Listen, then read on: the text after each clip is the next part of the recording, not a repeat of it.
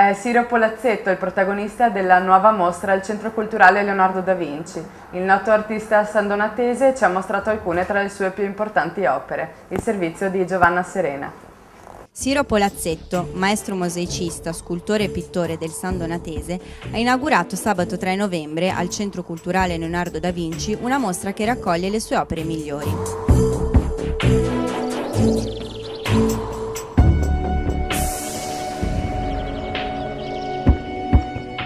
Nonostante il suo intervento come restauratore presso la Basilica di San Marco e di Torcello, egli non ha mancato di dimostrare la sua creatività in opere di grande originalità.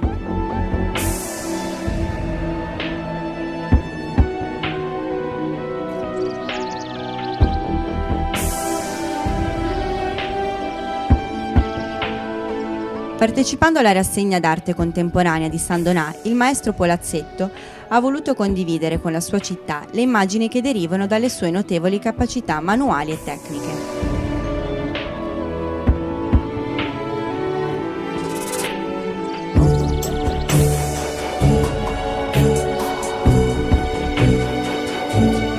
Con la sua capacità di spaziare tra diversi materiali e fare proprie le tecniche più disparate, Ciro Polazzetto propone un repertorio che attinge dai più diversi stili artistici a noi noti, dalla pittura di sassi e pietre di pura ispirazione preistorica fino a dipinti che ripropongono le turbinose pennellate proprie di Van Gogh.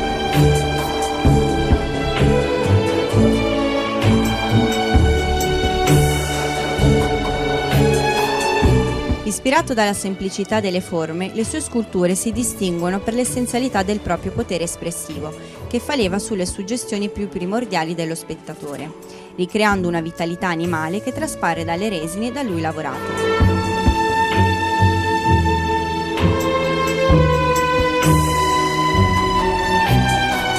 Dopo la sua prima esposizione a San Donà nel 1994 e un grande successo internazionale che è giunto fino a New York, questo rappresenta un atteso ritorno in patria, sotto l'ala del critico d'arte Gianni Boato, che ha curato la mostra che sarà aperta fino all'11 novembre.